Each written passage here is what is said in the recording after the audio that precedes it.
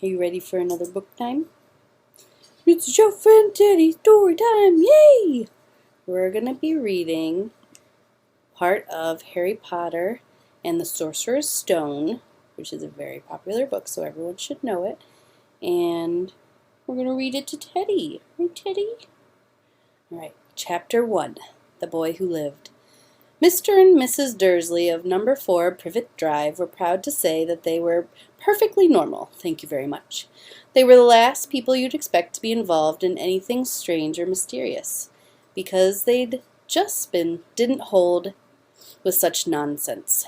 Mr. Dursley was the director of a firm called Grunnings, which made drills. He was a big, beefy man with hardly any neck, although he did have a very large mustache. Mrs. Dursley was thin and blonde and had nearly twice the usual amount of neck, which came in very useful as she spent so much of her time craning over garden fences, spying on her neighbors. The Dursleys had a small son called Dudley, and in their opinion there was no finer boy anywhere. The Dursleys had everything they wanted, but they also had a secret, and their greatest fear was that somebody would discover it. They didn't think they could bear it if anyone found out about the Potters. Mrs. Potter was Mrs. Dursley's sister, but they hadn't met for several years. In fact, Mrs. Dursley pretended she didn't have a sister, because her sister and her good-for-nothing husband were as un-Dursley-ish as it was possible. The Dursleys shuddered to think what the neighbors would say if the Potters arrived in the street. The Dursleys knew that the Potters had a small son, too. This boy was another good reason for keeping the Potters away. They didn't want Dudley mixing with a child like that. When Mr. and Mrs. Dursley woke up on the dull gray Tuesday our story starts, there was nothing about the cloudy sky outside to suggest that strange and mysterious things would soon be happening all over the country. Mr. Dursley hummed as he picked out the most boring tie for work, and Mrs. Dursley gossiped away happily as she wrestled with a screaming Dudley into his high chair. None of them noticed a large tawny owl flutter past the window. At 8:30, Mr. Dursley picked up his briefcase, pecked Mrs. Dursley on the cheek, and tried to kiss Dudley goodbye, but missed, because Dudley was now having a tantrum and throwing his cereal at the wall. "Little tyke," chortled Mr. Dursley as he left the house. He got into his car and backed out of No. 4's drive. It was on the corner of the street that he noticed the first sign of something peculiar: a cat reading a map. For a second, Mr. Dursley didn't realize what he had seen. Then he jerked his head around to look again. There was a tabby cat standing on the corner of Privet Drive, but there wasn't a map in sight. What could he have been thinking of? It must have been a trick of the light. Mr. Dursley blinked and stared at the cat. It stared back. As Mr. Dursley drove around the corner and up the drive, he watched the cat in his mirror. It was now reading the sign that said Privet Drive. No, looking at the sign. Cats couldn't read maps or signs. Mr. Dursley gave himself a little shake, but and put the cat out of his mind. As he drove toward town, he thought of nothing except a large order of drills he was hoping to get that day.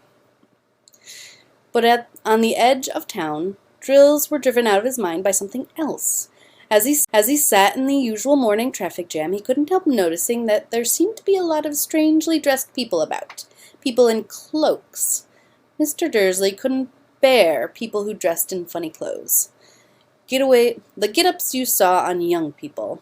He supposed this was one of those stupid new fashions. He drummed his fingers on the steering wheel, and his eyes fell on a huddle of these weirdos standing quite close by.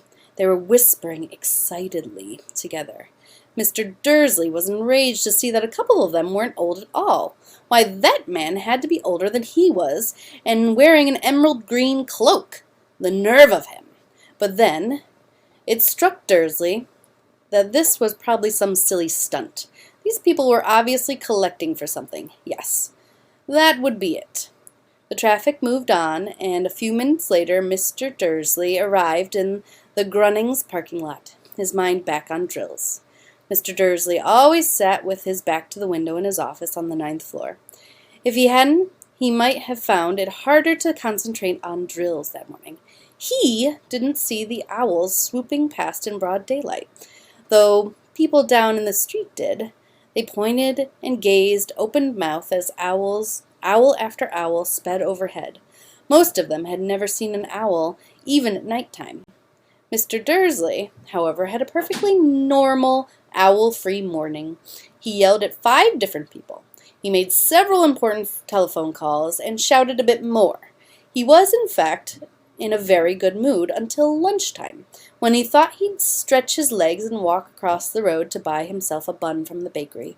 He'd forgotten all about the people in cloaks until he passed a group of them next to the baker's. He eyed them angrily as he passed. He didn't know why, but they made him uneasy. This bunch were whispering excitedly, too, and he couldn't see a single collection tin.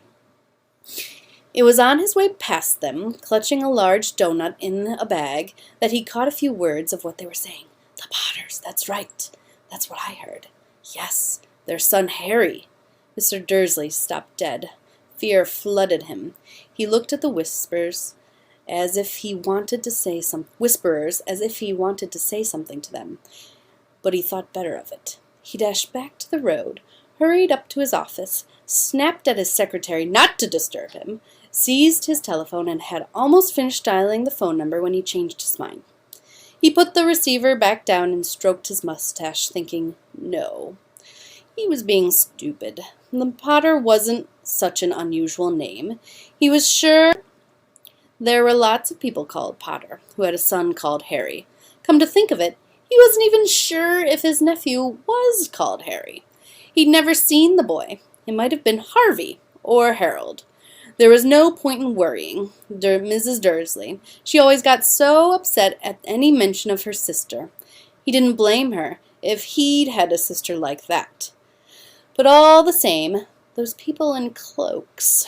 He found it harder to concentrate on drills that afternoon, and when he left the building at 5 o'clock, he was still so worried that he walked straight into someone outside the door. Sorry, he grunted, as the tiny old man stumbled and almost fell.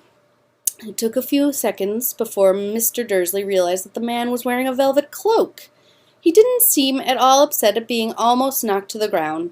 On the contrary, his face was split into a wide smile, and he said in a squeaky voice that made passersby swear, "Don't be sorry, dear sir, for nothing can upset me today. Rejoice, for you know who has gone at last. Even muggles like you should be celebrating this happy day." And Teddy's done. So is our story. You can find this book on Overdrive through your class link.